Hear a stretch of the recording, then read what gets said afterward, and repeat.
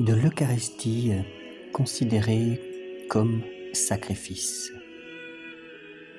L'Eucharistie n'est pas seulement le trésor des richesses spirituelles dont le bon usage nous assure la grâce et l'amitié de Dieu, mais elle possède, en outre, une vertu particulière qui nous donne le moyen de témoigner à Dieu notre reconnaissance pour les immenses bienfaits que nous avons reçus de lui. Or, pour comprendre combien ce sacrifice, avec un grand S, lui est agréable et cher lorsqu'on le lui offre, comme il convient, il suffit de se rappeler les sacrifices de l'ancienne loi. De ces sacrifices, les prophètes avaient dit, par exemple, dans le psaume 39, « Seigneur, vous n'avez voulu ni sacrifice ni offrande. Si vous aimiez les sacrifices, je vous en offrirais, mais les holocaustes ne vous sont pas agréables. » Et cependant, le Seigneur les agréait, puisque l'Écriture atteste dans le psaume 50, verset 18, qu'il les a reçus en odeur de suavité ou en odeur agréable. C'est-à-dire qu'ils lui ont été réellement agréables. Dès lors que ne devons-nous pas attendre d'un sacrifice où l'on immole et où l'on offre celui dont une voix céleste a dit 2 fois « Celui-ci est mon Fils bien-aimé, en qui j'ai mis toutes mes complaisances. » Donc si nous offrons le Fils bien-aimé au Père, cela lui est entièrement agréable. Malgré que le Père donne son Fils, mais c'est pour notre salut. Les prêtres devront donc expliquer soigneusement ce mystère aux fidèles, afin que lorsqu'ils assisteront à la messe, ils soient capables de méditer avec attention et avec piété sur ce très saint sacrifice. Ils enseigneront avant tout que notre Seigneur Jésus-Christ a institué l'Eucharistie pour 2 raisons. La première, afin qu'elle servît à notre âme de nourriture spirituelle pour soutenir et conserver en elle la vie de la grâce.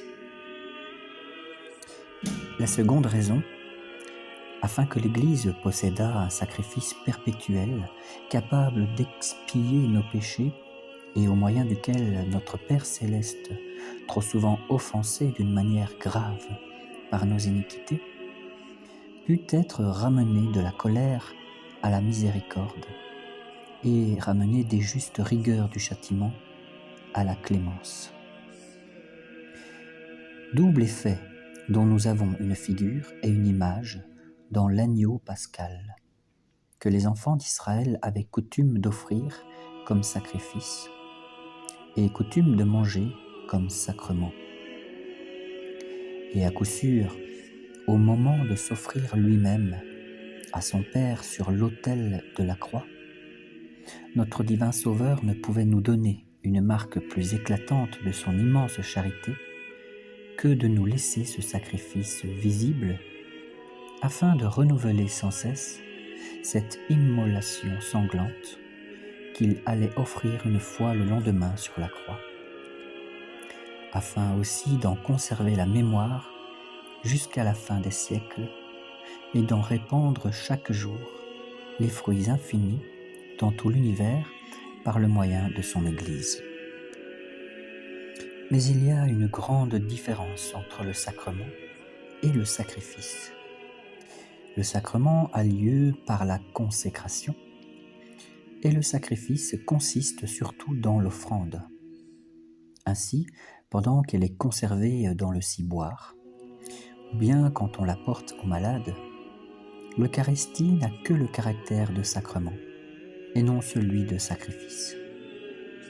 De plus, en tant que sacrement, elle est une cause de mérite pour ceux qui la reçoivent et leur procure tous les avantages dont nous avons parlé plus haut. Mais en tant que sacrifice, elle possède, outre la vertu de nous faire mériter, elle possède la vertu de satisfaire. Nous allons comprendre prochainement en quoi. De même, en effet, que notre Seigneur Jésus-Christ a mérité et satisfait pour nous dans sa passion, ainsi ceux qui offrent ce sacrifice, par lequel il communique avec nous, méritent de participer aux fruits de la passion de notre Seigneur, et ils satisfont pour leurs péchés. Quant à l'institution de ce sacrifice, il n'est pas permis d'avoir le moindre doute. Après la déclaration du Concile de Trente, en effet, cette Sainte Assemblée dit formellement que Jésus-Christ l'institua dans la dernière scène, et elle frappe d'anathème ceux qui prétendent qu'on n'offre pas à Dieu de sacrifice véritable dans l'Église, ou du moins que celui qu'on offre consiste uniquement à donner la chair de notre Seigneur à manger. Le Concile n'a pas oublié non plus de rappeler soigneusement que le sacrifice ne s'offre et ne peut s'offrir qu'à Dieu. Quoique l'Église ait coutume de célébrer de temps en temps des messes en mémoire et à l'honneur des saints, le Saint Concile nous enseigne que ce sacrifice ne leur est pas offert, mais à Dieu seul, qui les a couronnés d'une gloire immortelle. C'est pourquoi le prêtre ne dit pas « Pierre ou Paul, je vous offre ce sacrifice », mais en sacrifiant à Dieu seul, il lui rend des actions de grâce pour les victoires signalées des bienheureux martyrs, Pierre et Paul, et il implore leur protection, afin qu'ils daignent intercéder pour nous dans le ciel, pendant que nous honorons leur mémoire sur la terre. Au surplus, cette doctrine sur la réalité du sacrifice eucharistique, l'Église l'a reçue de notre Seigneur Jésus-Christ lui-même, lorsque dans cette nuit suprême, où il ordonna à ses apôtres de célébrer les saints mystères, il leur dit « Faites ceci en mémoire de moi ». En effet, comme l'a déclaré le Saint Concile, c'est en ce moment-là même qu'il les institua prêtres et qu'il leur ordonna, à eux et à leurs successeurs, d'immoler et d'offrir le sacrifice de son corps. On tire également une autre preuve de cette vérité de ces paroles de l'apôtre aux Corinthiens dans le chapitre 11. C'est un chapitre clé. « Vous ne pouvez pas boire le calice du Seigneur et en même temps le calice des démons. Vous ne pouvez pas participer à la table du Seigneur et en même temps à la table des démons. » Donc cette expression de Paul, cette expression de table des démons, fait nécessairement entendre l'autel sur lequel on leur immolait des victimes. Et donc, pour que le raisonnement de l'apôtre soit concluant, la table du Seigneur ne peut signifier rien d'autre que l'autel sur lequel on lui sacrifie. C'est là la clé de la compréhension du fait que le sacrement de l'Eucharistie est un sacrifice. Ce n'est pas juste un mémorial, comme croient les protestants. Si nous cherchons dans l'Ancien Testament des figures et des prophéties de ce sacrifice, nous y trouvons d'abord ces paroles de Malachie, qui l'annonce avec une clarté parfaite. Dans son chapitre 1, il écrit « Depuis le lever du soleil jusqu'à son coucher, mon nom est grand parmi les nations. En tout lieu on sacrifie et on offre à mon nom une victime pure, parce que mon nom est grand parmi les nations, dit le Seigneur des armées. »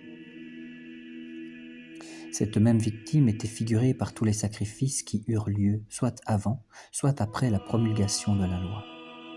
C'est que, en effet, tous les biens qui étaient signifiés par ces sacrifices se trouvent renfermés dans celui de l'Eucharistie, qui est la perfection et l'accomplissement de tous les autres.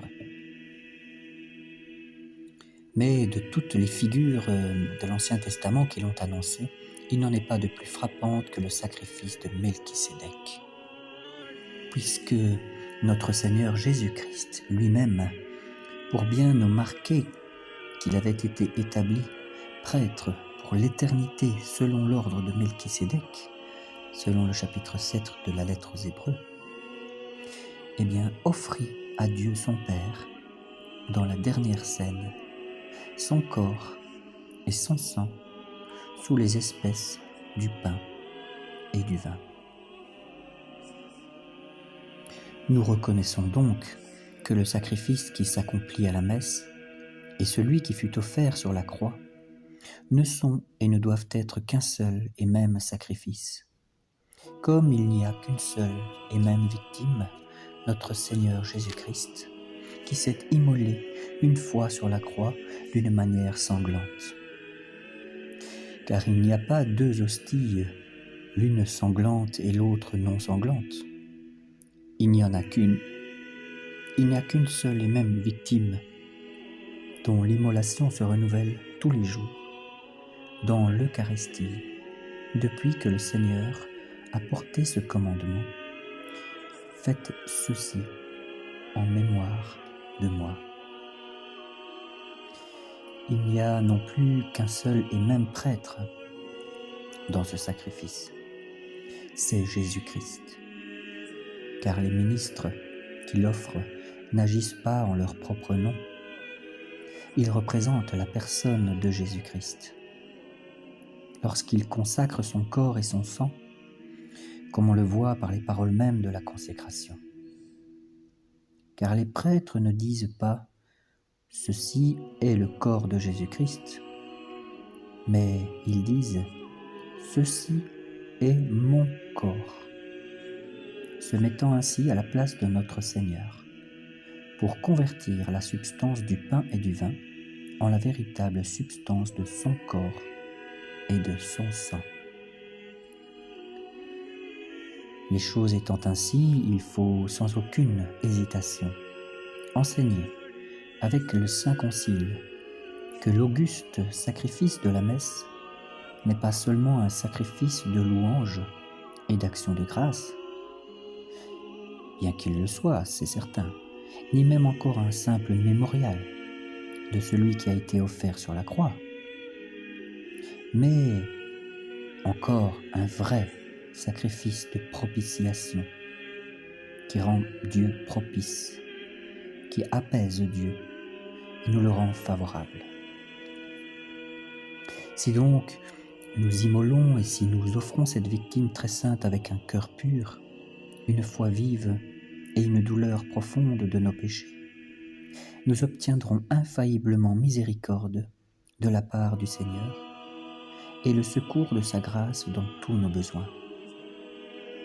Le parfum qui s'exhale de ce sacrifice lui est si agréable qu'il nous accorde les dons de la grâce et du repentir et qu'il pardonne nos péchés. Aussi l'Église dit-elle dans une de ses prières solennelles : « Chaque fois que nous renouvelons la célébration de ce sacrifice, nous opérons l'œuvre de notre salut.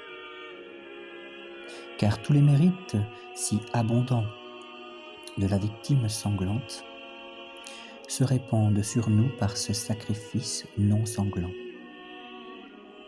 Enfin, telle est la vertu de ce sacrifice, et les pasteurs ne doivent pas manquer de l'enseigner.